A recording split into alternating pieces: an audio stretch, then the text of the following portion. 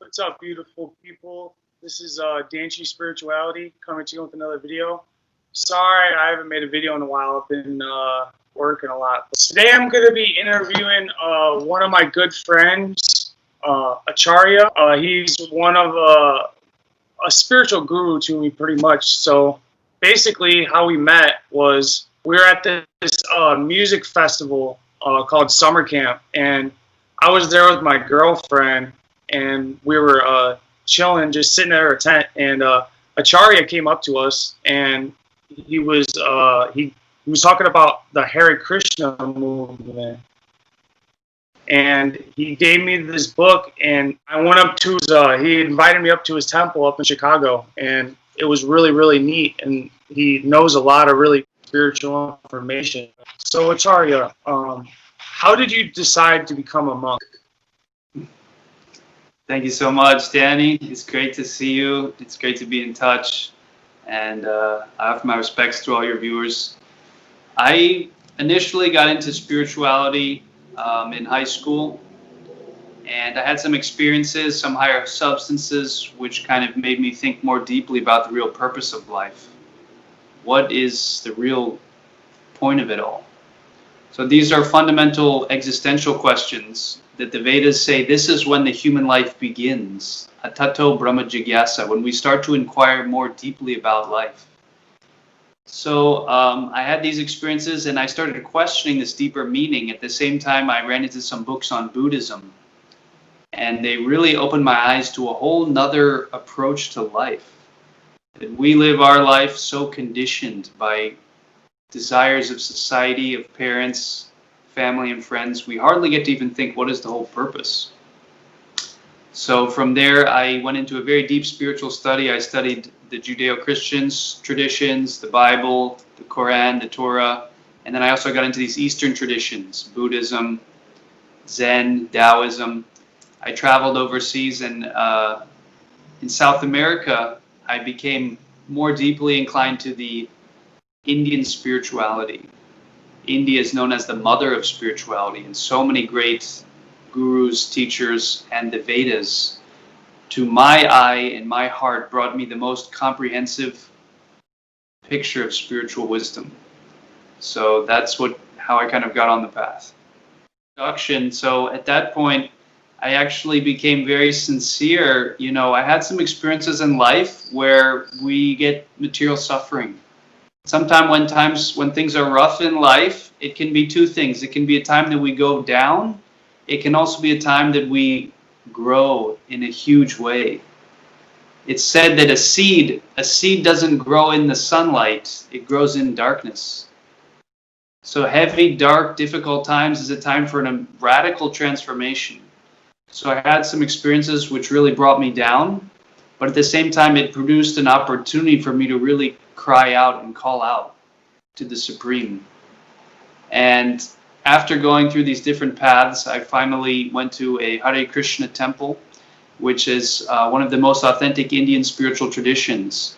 And from there, I got to meet real monks. I thought, this is crazy. I didn't know these people exist. You know, in the year, whatever it was, 2010, there's real monks, there's people living a pure life. Like, it was just mind-blowing.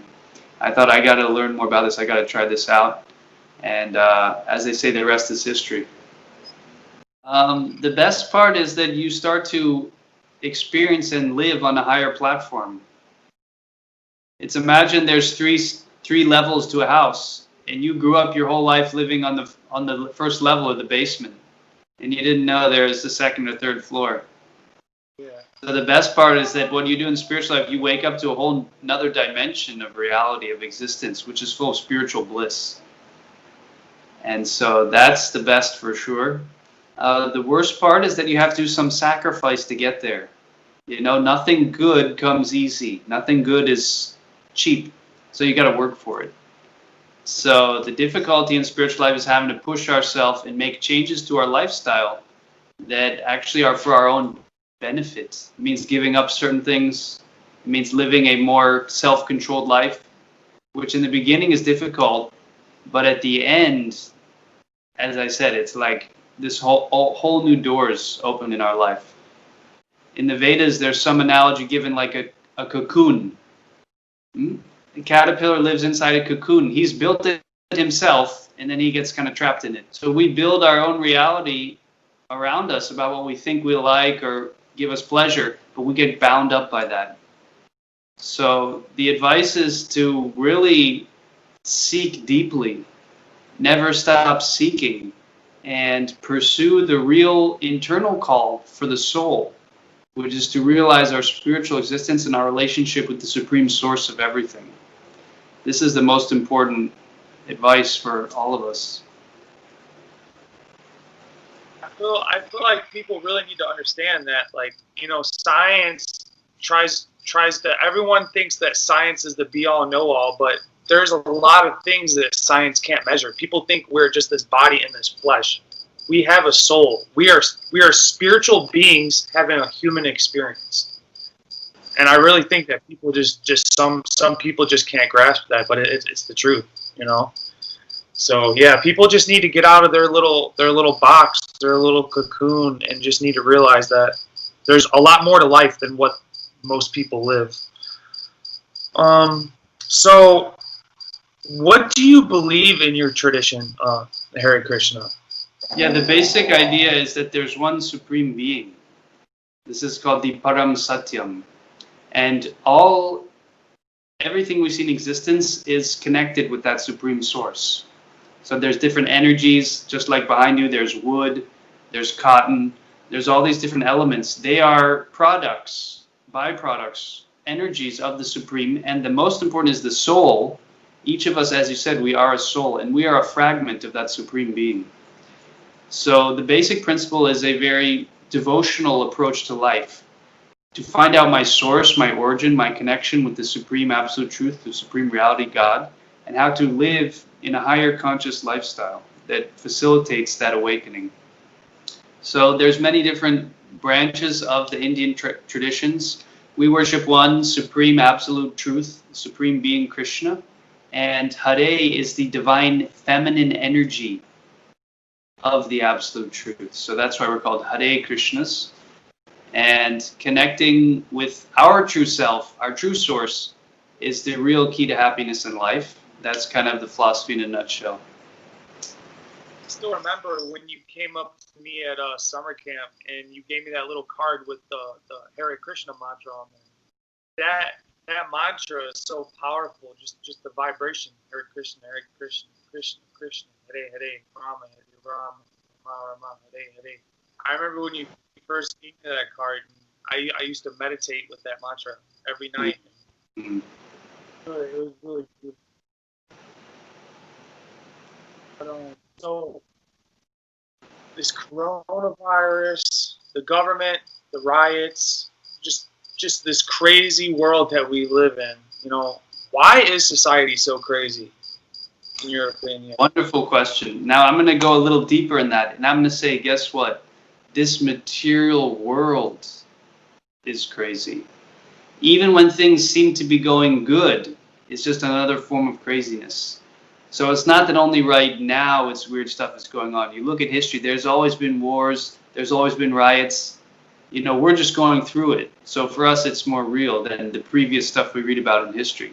But our philosophy is by default, by nature, the material world is a place of suffering. Because the soul wants to enjoy unlimited freedom, but the soul is bound by matter.